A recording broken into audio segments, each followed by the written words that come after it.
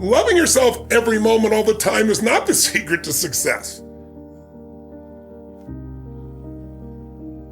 Having appreciation for yourself is different than constantly loving. Now in the Bible it says, love thy neighbor as thyself. So I think it's a worthy goal and it's useful, but most people are obsessed with it. And I think get on about living a life that's meaningful and you'll love yourself.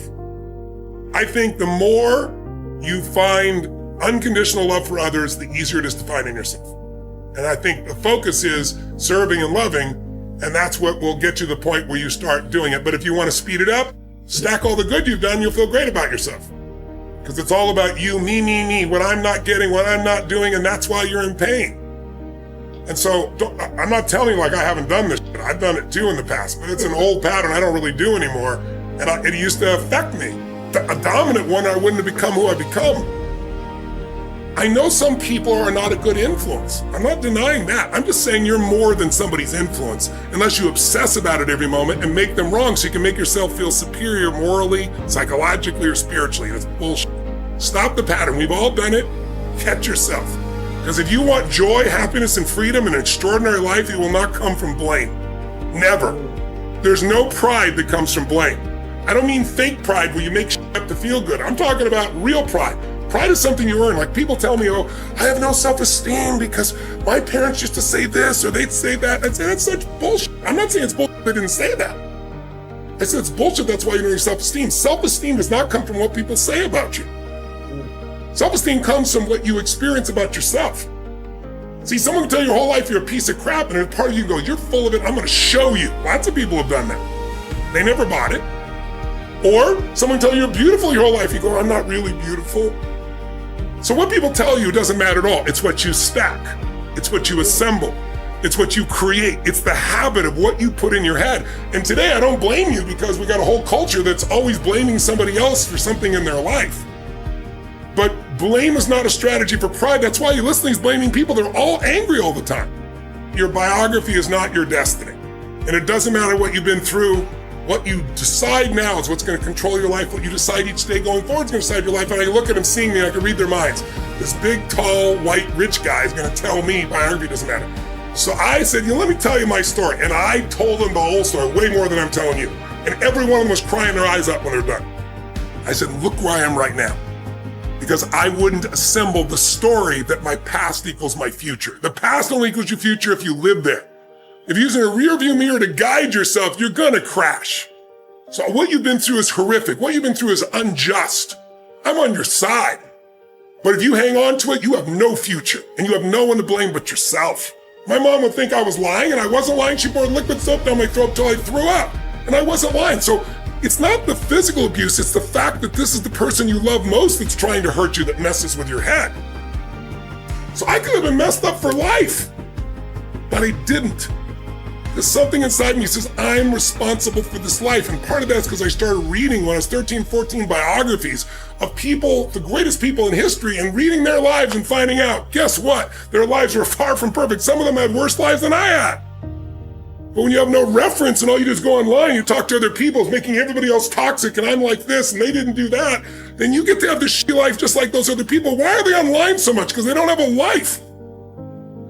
Right? Don't be one of those. Free yourself from the chains of your past. Yes, there are people that you don't want to hang out with that will not serve you. But then move on. Don't sit there and talk about it constantly. Don't waste your time. And you say, but what if it's family, Tony? Mine was family too. And you learn to grow. You go, they're in my life. If someone can get your goat, if someone can piss you off, if someone can make you feel less than, that's God coming to you saying, grow. You need some spiritual growth. There's got to be some change in your perception, your belief, your emotions, your spiritual look of life. So that can't happen anymore. But then life throws them at you too. When they come, you just go, okay, it's going to have me until I grow. What needs a shift in me so that it no longer has an impact? It's like your growth is the only limit to your happiness. If you're not happy, you're not growing in some area. And usually it's a place where you're blaming, you're pointing the finger. I don't care if it's government, don't get me wrong. People can be unfair, unjust, that's for sure happens. But you can't control that. You can't make it not happen. What you have to do is become stronger than any of it so you're free. Freedom comes from growth. Freedom does not come from control, because control is an illusion. You can't control everybody. No matter how hard you try, you can't control what they think or feel, and not everybody's going to be fair and just. And you, my dear friends, and I have not always been fair and just, whether we admit it or not. It's just the nature of being, a human being.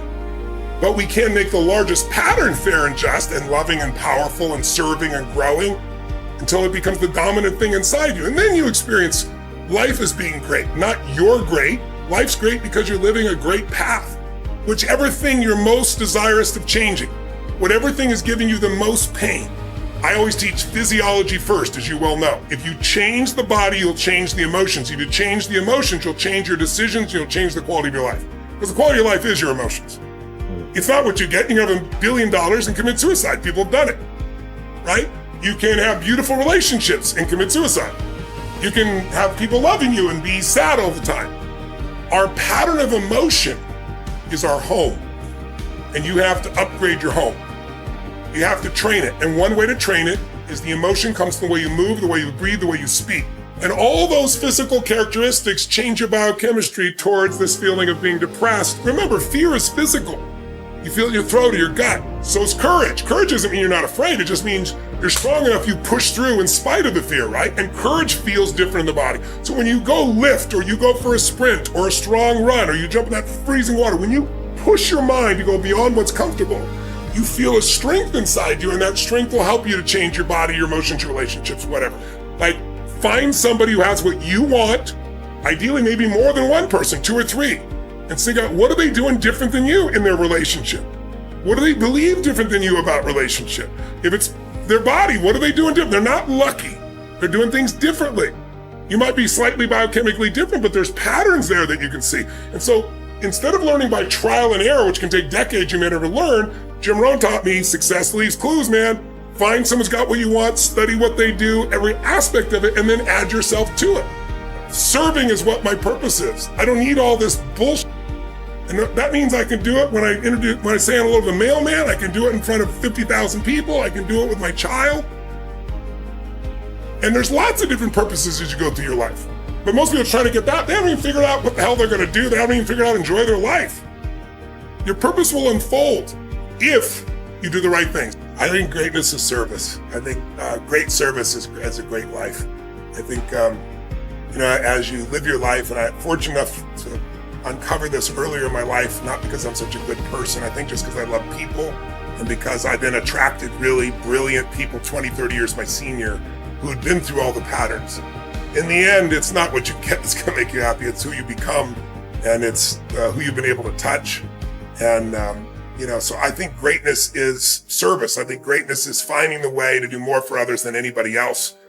Because that'll also come back to you in spades from the standpoint of your own sense of internal pride, not external, but your own sense. Like, people could take away everything I have. They can't take away who I've become as a man by my service and by my growth.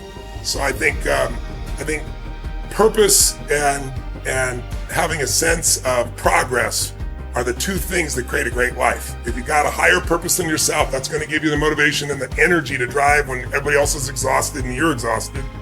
And if you're making progress, you'll feel the rewards that come from that. And I think those two are twin powers in a great life.